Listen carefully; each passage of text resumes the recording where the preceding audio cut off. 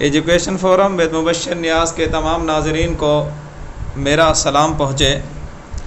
آج میں کوہ سلیمان کے ایک انتہائی اہم قبیلے بزدار کا تعارف آپ کے سامنے پیش کرنا چاہ رہا ہوں۔ یہ انفارمیٹیو ویڈیو انشاءاللہ العزیز اس بزدار ٹرائب کے بارے میں آپ کے علم میں ضرور اضافہ کرے گی، اور اگر اس حوالے سے کوئی آپ مزید اپنی رائے اور کمنٹس دینا چاہتے ہیں تو ضرور مجھے کمنٹ باکس میں آگاہ کیجیے گا، آپ کی رائے کا ضرور احترام کیا جائے گا۔ یہ معلومات میں وہ پیش کر رہا ہوں جو مجھے ملی ہیں، ان میں کمی بیشی بھی ہو سکتی ہے۔ بہرحال آگے بڑھنے سے پہلے اگر آپ میرے اس چینل پر نیو ہیں تو آپ سے گزارش ہے کہ آپ اس چینل کو سبسکرائب کر لیں تاکہ اس طرح کی مزید اچھی ویڈیوز بھی آپ کو ہمیشہ ملتی رہیں۔ بلوچستان اور پنجاب کے سنگم پر موجود کوہ سلیمان کی خشک پٹی میں جہاں افلاس کا ڈیرہ ہے اور مایوسی رقص کرتی ہے، وہاں بلوچ قوم کے بڑے بڑے قبائل لغاری، کھوسا، کیسرانی کے ساتھ ساتھ ایک بہت بڑا قبیلہ بزدار بھی رہائش پذیر ہے، جو کھرڑ بزدار سے کرکنا اور جھنڈی سے لے کر ساکر موڑ تک کے محلے وقوع کا احاطہ کیے ہوئے ہے۔ بارتی اور فاضلہ اس ٹرائب کے دو اہم شہر ہیں۔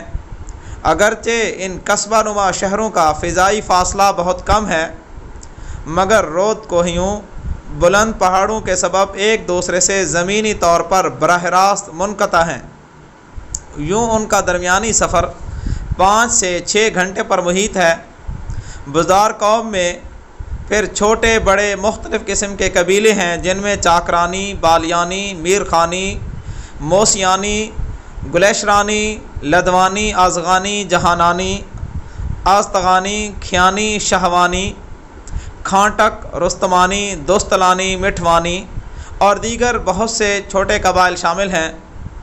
قدرتی پانی کے 2 بڑی رود کوہیاں سنگھڑ اور درگلاہڑ ان پہاڑوں کے درمیان آنے والے جو قدرتی میدان ہیں، یہ ان کو سیراب کرتے ہیں، اور یوں پہاڑ کے اندر مقیم لوگوں کی روزی روٹی کا بندوبست بھی اسی پانی سے ہوتا ہے۔ اگرچہ ترقی سے قبل بہت سے بلوچ بطور لہار بیٹ کے مختلف علاقوں میں 3-4 ماہ کے لیے منتقل ہو جاتے تھے، جو ایک محنت شاقہ کے بعد 8 سے 10 بوریاں گندم لیے یہ لوگ اندرون پہاڑ چلے آتے تھے۔ جدید ٹرانسپورٹ سے قبل اونٹ اس پہاڑ کا حسن تھا اور بلوچوں کے لیے وفادار اور سامان بردار ہوتا تھا۔ کوہ سلیمان میں اگرچہ اب اس کے گروہ ناپائید ہیں، مگر انفرادی طور پر مختلف شوقین حضرات نے اسے اب بھی پالا ہوا ہے۔ جنگلی اور لے دار بوٹی ان کی خوراک ہوتی ہے، اسی لیے کوہ سلیمان کے اونٹنی کا دودھ بہت سے حکماء حضرات مختلف بیماریوں کے علاج کے طور پہ تجویز کرتے ہیں۔ آج کل اگرچہ اس خطے کے ذریعے معاش کی بات کی جائے تو بڑے زمیندار کے لیے قدرتی پانی سے کھیت پر گندم کاشت کر کے سال میں اتنی گندم پیداوار ہو جاتی ہے جس سے وہ اپنے سال بھر کے گندم کی جو ضروریات ہیں وہ پوری کر لیتے ہیں۔ اس کے علاوہ لکڑیاں جمع کر کے بیچنا، مال مویشی پالنا، شہد بیچنا، گھریلو دستکاری کی چیزیں مثلاً چھابیاں وغیرہ بنانا، یہ بھی اس میں شامل ہے۔ یہ بلوچ قوم جو کہ فاضلہ، بارتھی، ٹھیکر، کچھی ونگا میں موجود ہیں، اگر ہم یہاں پر ان کے لیے موجود معاشی مسائل کی بات کریں تو وہ انتہائی قسم پرسی کی حالت میں موجود ہیں۔ یہاں پر کرش مشینوں کے اوپر کام کرنا اور مزدوری بھی شامل ہے۔ ایف سی اور آرمی فورس میں بھی کافی تعداد میں بزدار قبائل کے لوگ بھرتی ہوئے ہیں، اور یہاں کے مقامی قبرستانوں میں لہراتے پرچم ان کی شجاعت کے گواہ ہیں۔ حوالدار بننے کے بعد ریٹائر ہوتی ہی یہ بلوچ معاش کے لیے یا تو ڈبل کیبن 4x4 ڈالا لے لیتے ہیں، یا پردیس سے آ رہی یہ لوگ گھر کے سامنے ہی کریانہ کی چھوٹی سی دکان کر لیتے ہیں، جہاں ان بلوچوں کے قابل ذکر تعداد تعلیم اور روزگار کے لیے کوئٹہ، یوب، لورالائی اور توسا منتقل ہو کر متوسط زندگی گزار رہی ہے، وہاں فاضلہ ہسپتال جاتے ہوئے سڑک پر کھڑے پھٹے کپڑوں میں تپتی ریت کے اوپر بغیر جوتوں کے مقامی پھل پیلو بیچتے ہوئے ننھے بچے دیکھ کر دل پگھل جاتا ہے۔ سردار فتح مند خان بزدار مرحوم کی ذاتی کاوشوں سے صحت کے لیے پہلی بار دیہی مرکز صحت بھارتی، بنیادی مرکز صحت فاضلہ اور بنیادی مرکز صحت کھرڑ بزدار منظور تو ہو گئے، مگر تخت لاہور کے سائے میں پنجاب کے دور افتادہ علاقے وقت کی شکستگیوں کا ابھی تک شکار ہیں۔ یوں یہ ہسپتال کبھی بھی عوام کی زندگیوں کو سہولت دینے کے لیے ہمیشہ سے قاصر رہے۔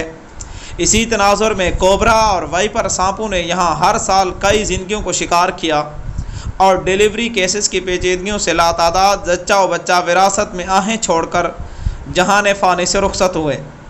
بجلی کے نہ ہونے سے آج کل یہ علاقہ ملیریا کا مسکن ہے اور گلوبل NGOs کے تعاون سے پہلی بار فاضلہ ہسپتال میں ملیریا کی کٹس اور ادویات پہنچائی گئیں، جبکہ دور افتادہ علاقے جھنڈی میں آج تک بھی صحت کی سہولیات نہ ہونے کے برابر ہیں۔ فاضلہ، بھارتی، ٹھیکر اور کچی ونگا میں اگرچہ ہائی اسکول موجود ہیں، مگر یہاں کے اساتذہ مقامی اور غیر مقامی افراد کے لیے یہاں رہنا انتہائی دشوار ہے۔ تعلیم نسواں کا معیار اگرچہ بہت کم ہے، مگر یہاں یہ رجحان نہایت ترقی پذیر ہے۔ غیر مقامی ڈاکٹر اور میل و فیمیل ٹیچرز کے لیے ان علاقوں میں بغیر کسی کوارٹرز کے رہنا اور کھانے پینے کی سہولیات کے علاوہ یہ تمام تر چیزیں ان کے لیے ایک حل طلب مسئلہ رہا ہے۔ بلوچی تلوار، جھومر، اسپیشل واسکٹ، بلوچی چاوٹ اور سجی سے بھرپور مہمان نوازی، خصوصی پگڑی اور کلاشنکوف یہاں کے کلچر کی خوبصورتی ہے۔ غم و آلام ہو، شادی بیاہ ہو یا حج عمرے سے واپسی ہو، لوگوں کا آپس میں پیار و خلوص دیدنی ہوتا ہے۔ ان خاص موقعوں کے اوپر ایک لمبا دسترخوان لگتا ہے جس میں بڑا گوشت یا دمبے کے چھوٹا گوشت روٹی کے ساتھ پیش کیا جاتا ہے۔ اکثر دمبے اور بکرے ایک دوسرے کی مالی معاونت کے لیے ان موقعوں کے اوپر ہدیے کے صورت میں ملے ہوتے ہیں۔ محنت کو شعار بناتے ہوئے انہوں نے کبھی کام کو آر نہیں سمجھا۔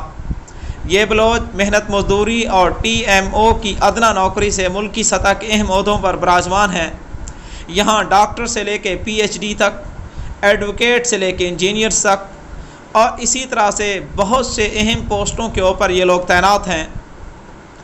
اب یہ ان اہم عہدوں کے اوپر تعیناتی اس کی محنت اور قابلیت کی منہ بولتا ثبوت ہے۔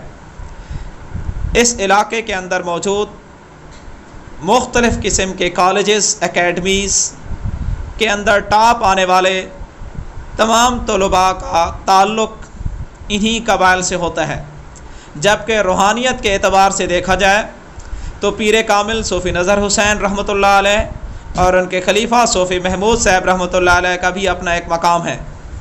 اس خطے کے مسائل کی اگر ہم بات کریں تو معیاری سڑکوں کا نہ ہونا،